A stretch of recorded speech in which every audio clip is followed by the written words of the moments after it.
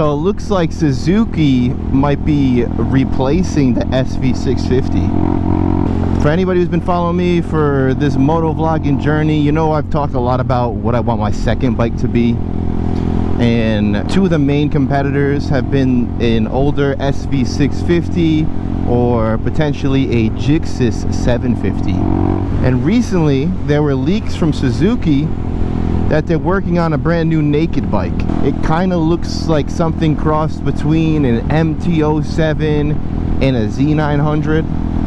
A lot of the speculation, it's a cross-plane twin that puts out around 900 cc's, so it'd be more of like an MT-09 replacement. And personally, I don't love the way the MT-07s or MT-09s look, and I don't like the fact that the suspension isn't really up to par.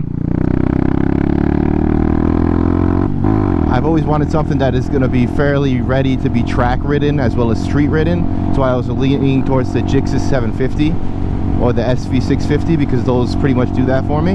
But now with this new unnamed Suzuki bike that could be anywhere between 650 cc's to 900, that could be the perfect bike that I'm looking for. I'm looking for something that's pretty snappy with a lot of mid-range torque. Doesn't have to be a naked bike, but I like naked bikes. I think they look cool. I want a comfortable seating position for longer rides, and I want an ability to track it. I don't want to have to do a bunch of modifications just to track the bike.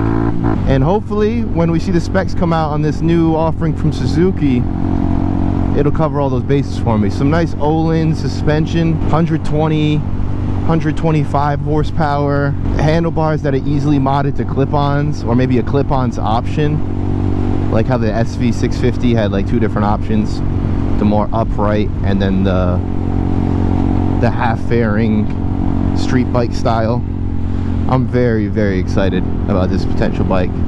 The only thing I'm not excited about is the price tag. We all know that Suzuki has been on the budget shopper's side in terms of making some pretty good quality products that aren't quite as expensive as the higher end competitors, but still kind of stack up in a lot of different ways.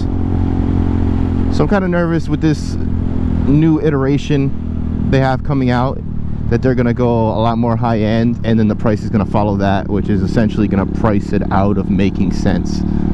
Because once you have a bike like that starts pushing, let's say $12,000–13,000, then it's pretty much out of the category that you would really want to sell that bike in. 500 to 7,000 if it's a 700 cc or lower. 900 cc, I think they could steal the market, making that bike about $8,500, $9,000. You know, in today's world, that's probably not going to happen. It's going to be a $14,000 bike, but we'll see, right? Who knows? I know whatever I get next is going to be a massive step up in overall power, because this thing has like 14 horsepower, so not exactly pushing ponies over here.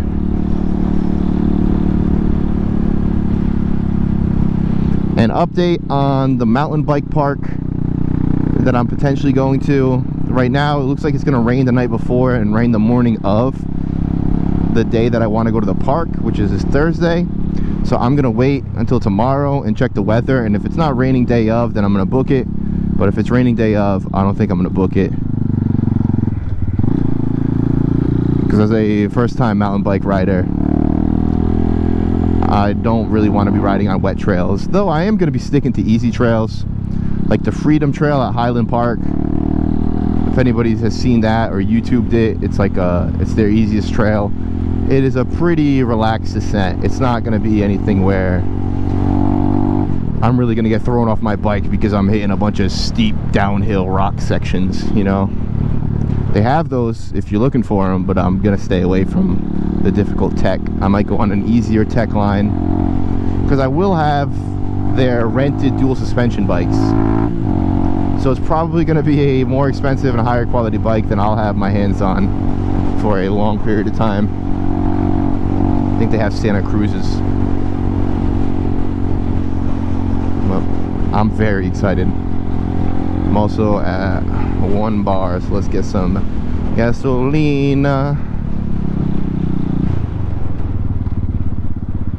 Let me know what you guys think. If you like these vlogs kind of long and, you know, with slow sections in between all the talking, or if you want me to cut out all the non-talking and just keep it vlog heavy, just let me know. Let's go with 93. There it is. 1.8 gallons. Still had half a tank in there.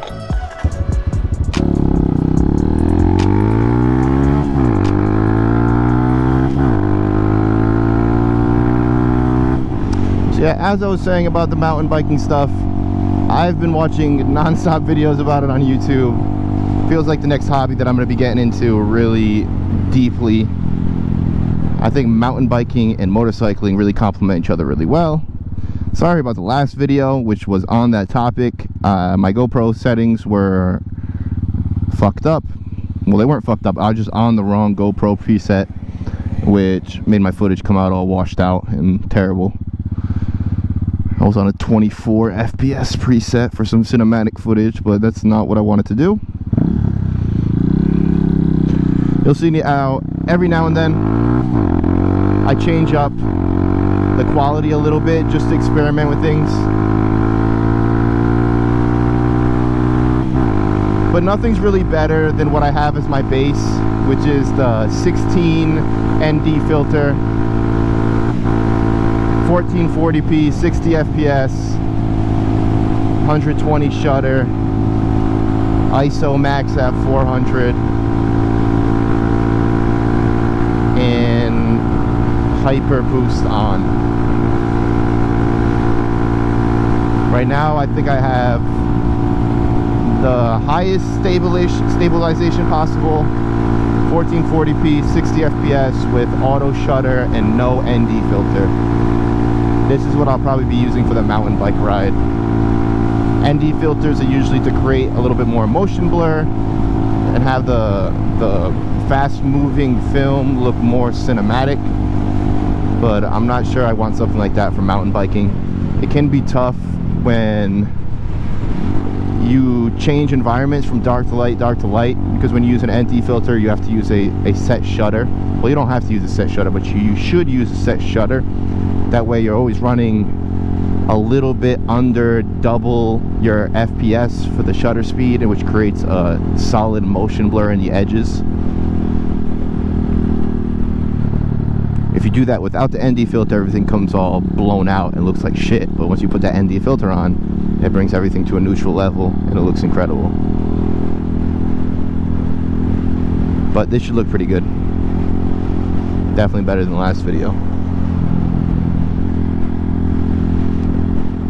And with that being said, I am going straight to the gym to go work out. And I'll see you guys on the next one. The next video will probably be a Highland Park mountain biking video. But if I don't end up going, then it'll be another motovlog. Peace out. Hallelujah. Holla back on yourself. Jers.